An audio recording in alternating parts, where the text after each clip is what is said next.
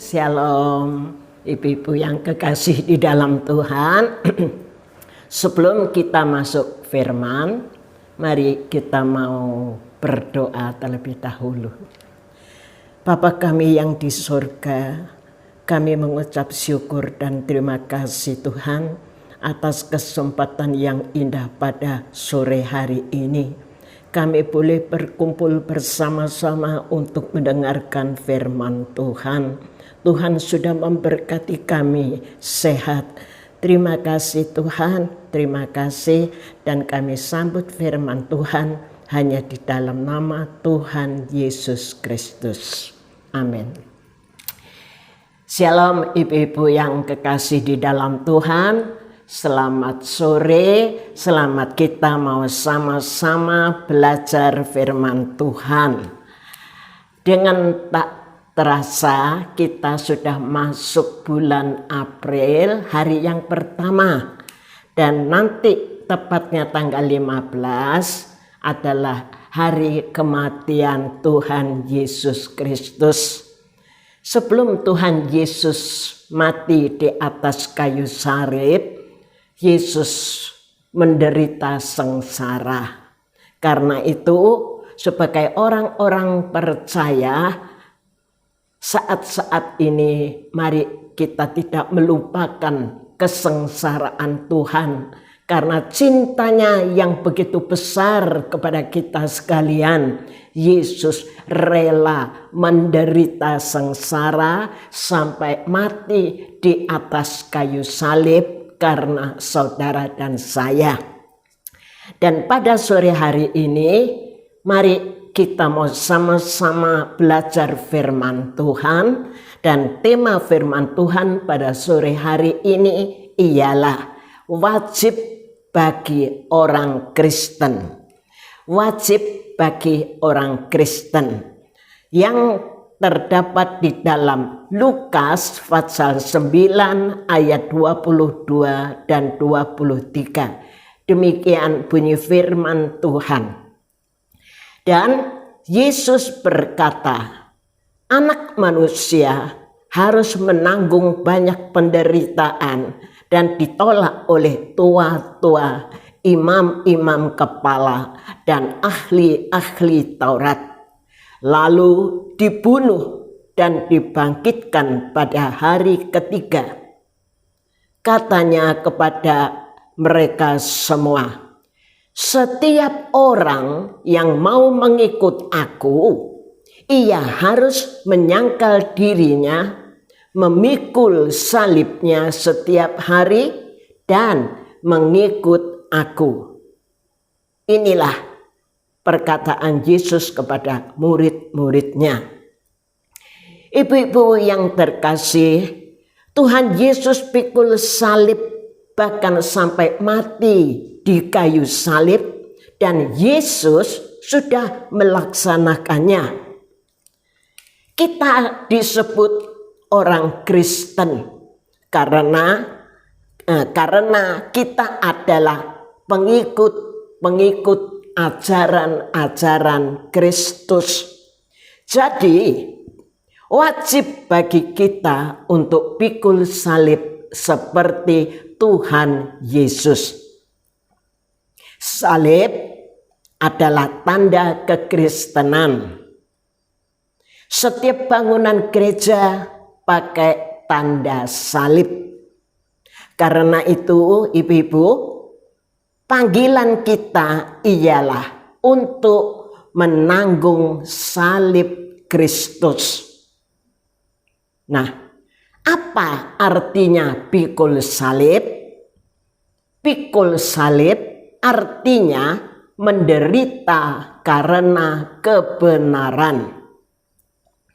Ada tertulis, sebab dapatkah disebut pujian jika kamu menderita pukulan karena kamu berbuat dosa? Tetapi jika kamu berbuat baik dan karena itu kamu harus menderita, maka itu adalah kasih karunia pada Tuhan. 21, sebab untuk itulah kamu dipanggil, karena Kristus pun telah menderita untuk kamu dan telah meninggalkan teladan bagimu supaya kamu mengikuti jejaknya.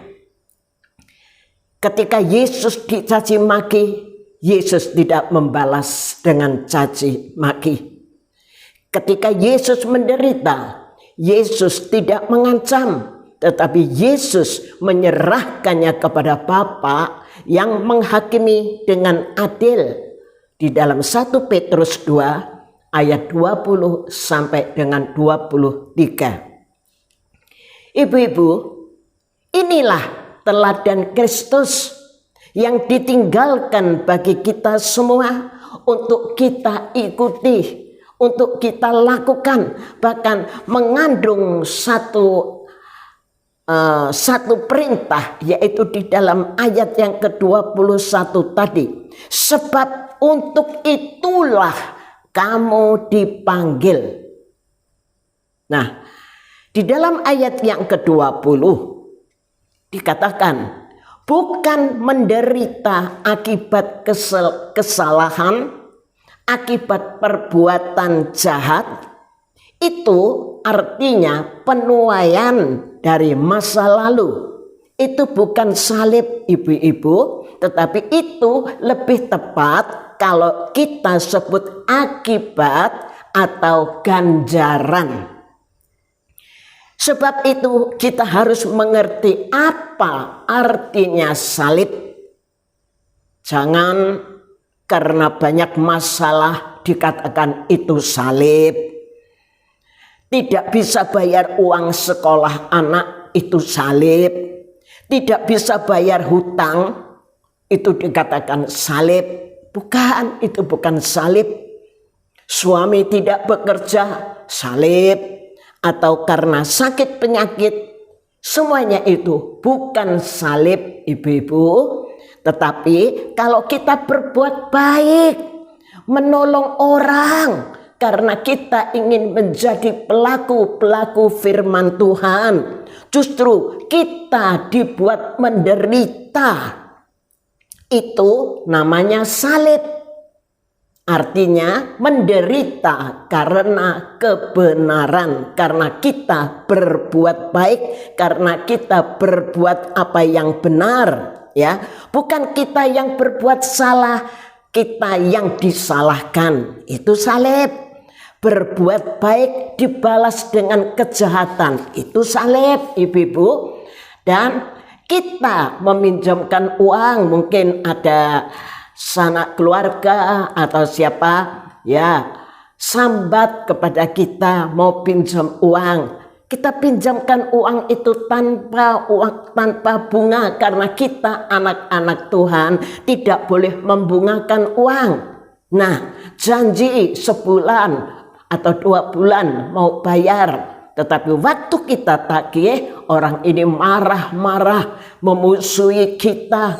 Nah, kita dibuat menderita karena kebenaran. Itu namanya salib. Nah, ibu-ibu, mengapa salib itu perlu? Firman Tuhan tertulis dalam Ibrani 2 ayat yang ke-10. Sebab memang sesuai dengan keadaan Allah yang baginya dan olehnya segala sesuatu dijadikan, yaitu Allah yang membawa banyak orang kepada kemuliaan, juga menyempurnakan Yesus yang memimpin mereka kepada keselamatan dengan penderitaan. Nah, salib itu perlu untuk mengolah manusia, mematikan daging, menumbuhkan sifat ilahi di dalam Kristus, di dalam dirinya. Kita diolah dan bertumbuh di dalam sengsara, yaitu salib. Misalnya, di dalam perasaan kita seringkali timbul perasaan benci, dendam, iri hati, mudah tersinggung, mudah marah. Nah, perasaan-perasaan ini kita tekan, kita salibkan, kita ganti dengan kasih dan rendah hati. Ibu-ibu, memang sakit kalau kita mau melakukan hal yang demikian. Orang disakiti hati, tapi kita tetap ngalah, rendah hati. Itu memang sakit. Tetapi indah sekali ibu-ibu yang terkasih. Semuanya ini hanya bisa karena kuasa Roh Kudus yang bekerja di dalam kita. Tabiat yang baru akan tumbuh dan kita akan seperti Yesus. Lama-lama tabiat yang lama akan hilang. Daging terus dimatikan dengan salib. Untuk orang percaya, salib itu bukan persoalan yang besar. Bukan persoalan yang berat. Karena apa? Karena Roh Kudus yang akan ikut ambil bagian.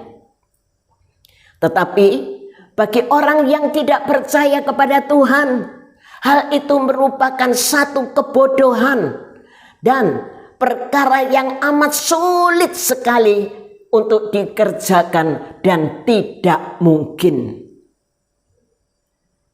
Ibu-ibu, di dalam kehidupan kita banyak hal yang harus disalibkan. Kita baca di dalam Keluaran 12 ayat yang ke-7. Demikian bunyinya. Kemudian dari darahnya, yaitu darah anak domba jantan yang tak bercela, yang berumur setahun, haruslah diambil sedikit dan dibubuhkan pada kedua tiang pintu dan pada ambang atas, pada rumah-rumah di mana orang memakannya. Ambang pintu dan tiang pintu adalah pintu gerbang. Pintu tempat masuknya dosa. Apa itu? Hati, pikiran kita, pendengaran kita, mata kita harus dilabur dengan darah. Apa artinya? Darah pengorbanan. Darah artinya pengorbanan. Kita tahu bahwa dunia di bawah kuasa si jahat. 1 Yohanes 1 ayat yang ke-19. Maka kita harus waspada ibu-ibu supaya tidak terkena panah api si jahat, yaitu Efesus 6 ayat yang ke-16, yang akan membuat hati kita, pikiran kita menjadi jahat, menjadi kotor seperti sampah. Karena itu, sesuai dengan firman Tuhan, jagailah hatimu dengan kewaspadaan. Hati ini, ibu-ibu, adalah medan pertempuran orang-orang beriman. Dan harus dijaga kesuciannya. Jangan sampai dikalahkan dengan siasat iblis. Karena itu, pikirkanlah perkara-perkara yang di atas, yang tidak kelihatan itu kekal. Kata 2 Korintus 4 ayat yang ke-18. Ada sebuah kata-kata mutiara yang berbunyi demikian. Ubahlah cara berpikir Anda, maka dunia Anda akan berubah. Ya, cara berpikir. Kalau pikiran kita penuh dengan ayat-ayat firman Tuhan, dunianya pasti kerohanian. Dia adalah hamba Tuhan. Kalau pikiran kita penuh dengan laba, untung rugi, nah dunianya pasti bisnis dan orang itu pasti bisnismen. Kalau dunianya adalah mode pakaian, mode sepatu, tas, dan lain sebagainya, itu adalah dikatakan dunianya pasti modes atau perusahaan tas, perusahaan sepatu. Ibu-ibu yang terkasih, karena itu Rasul Paulus menasehati kita. Jadi akhirnya saudara-saudara, semua yang benar, semua yang mulia, semua yang adil, semua yang suci, semua yang manis, semua yang sedap didengar, semua itu disebut kebajikan. Semua yang disebut kebajikan dan patut dipuji, pikirkanlah semuanya itu. Filipi 4 ayat yang ke-8. Artinya, semua yang benar di dalam Allah, yang sesuai dengan firman Allah dan kehendak Allah. Semua yang mulia, pikiran Kristus, suka menolong orang, itulah yang mulia.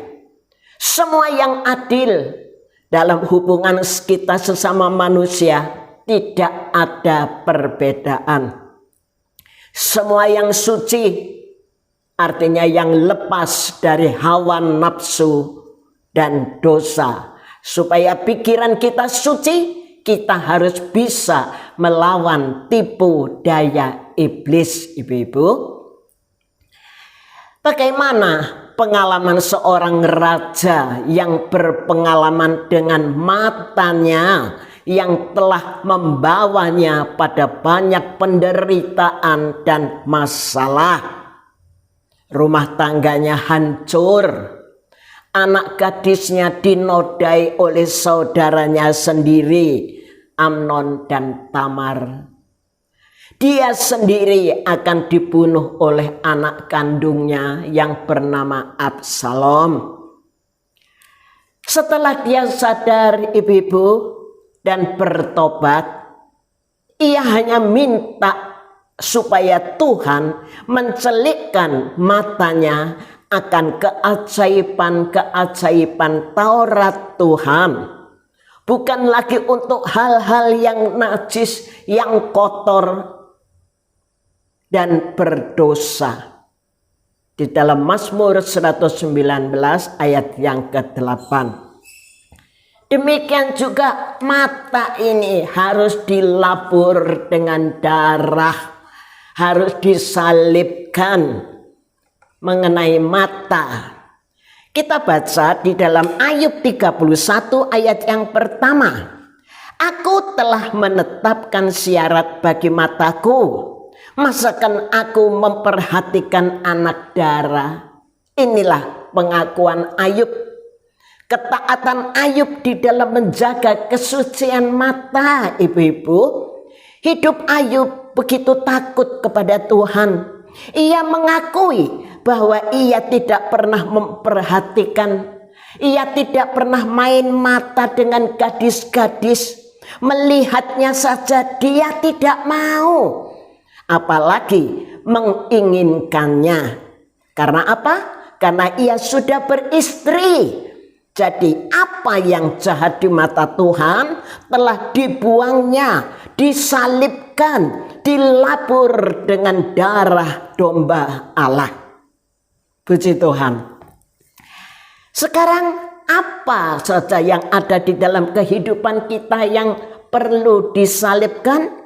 Kalau tadi pintu gerbang, pintu tempat masuknya dosa harus disalibkan.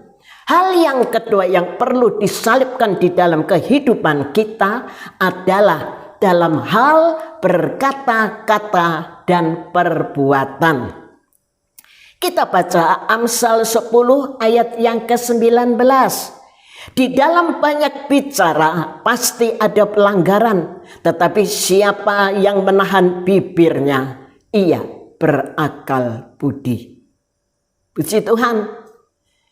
Kita harus benar-benar bisa menahan diri, ibu-ibu, di dalam hal berkata-kata. Sifat banyak bicara harus disalibkan. Buang kata-kata yang sia-sia sehingga kata-kata kita menjadi berkat bagi banyak orang. Terlalu banyak bicara pasti terpelecok. Lebih baik kita batasi pembicaraan kita. Sebab firman Tuhan tertulis dalam Matius 12 ayat yang ke-36, demikian bunyinya.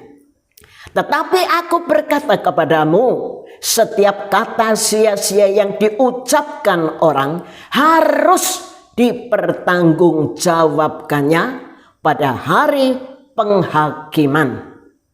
Ibu-ibu, kita harus bertanggung jawab atas perkataan sia-sia yang telah kita ucapkan. Apalagi kalau perkataan kita tadi sempat dalam tanda petik membunuh orang lain karena tajamnya seperti pedang. Firman Tuhan katakan di dalam Amsal Soleman 12:18a, ada orang yang lancang mulutnya seperti tikaman pedang.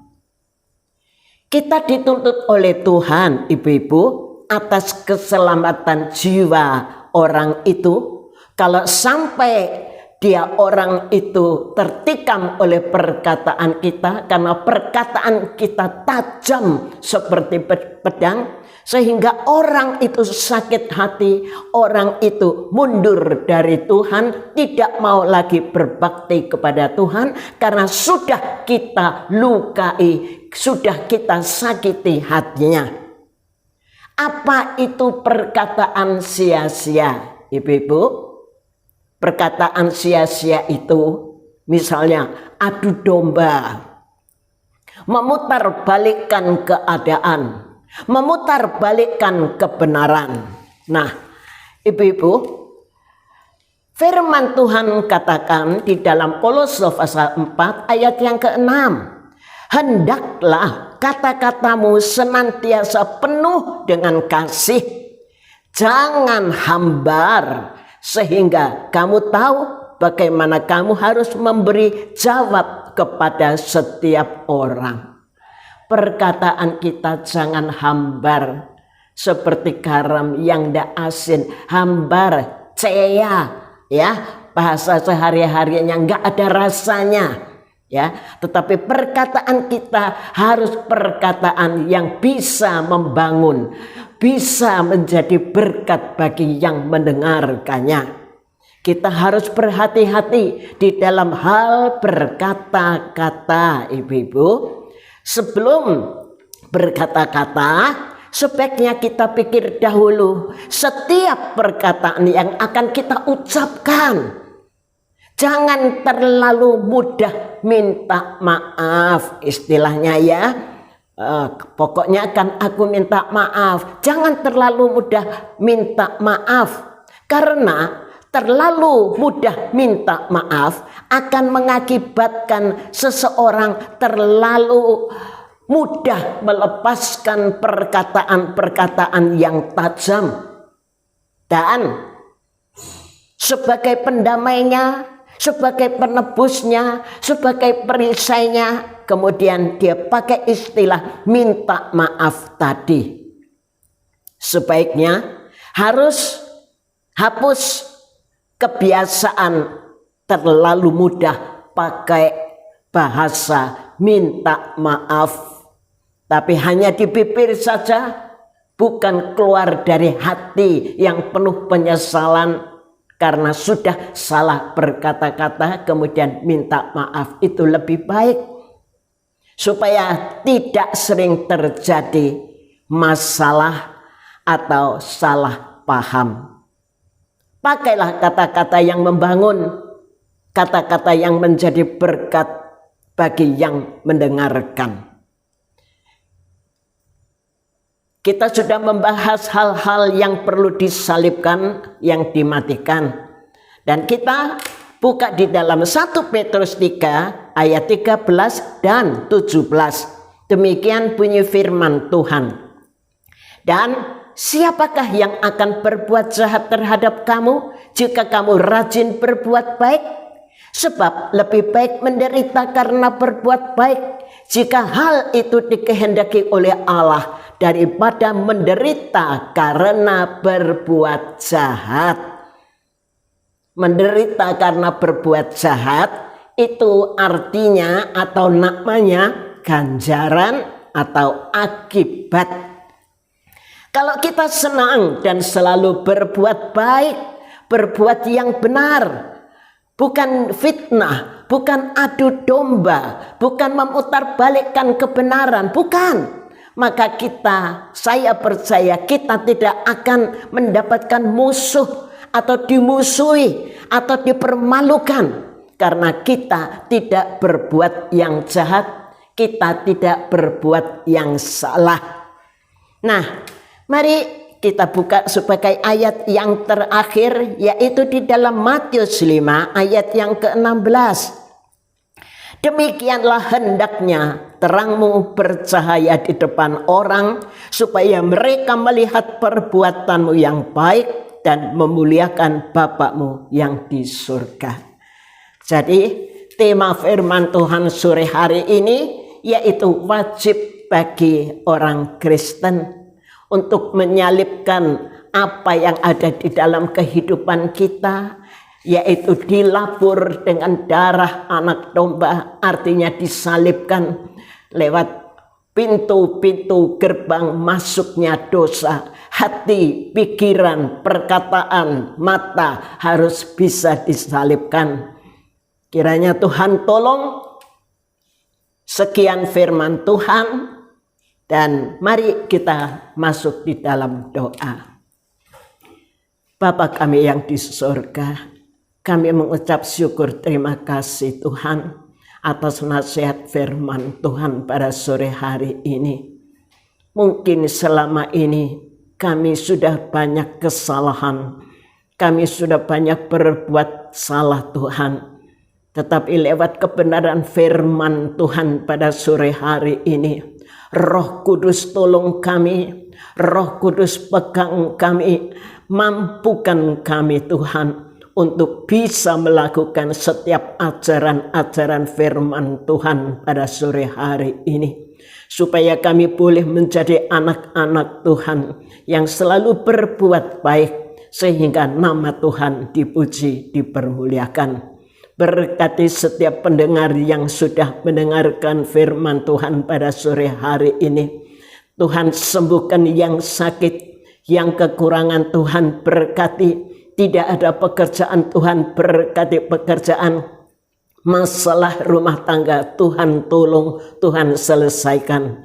Terima kasih Tuhan. Segala puji, hormat, kemuliaan, serta kebesaran kami persembahkan hanya bagi Bapa kami yang di surga, di dalam nama Tuhan kami Yesus Kristus. Haleluya. Amin. Selamat sore. Tuhan memberkati kita semua.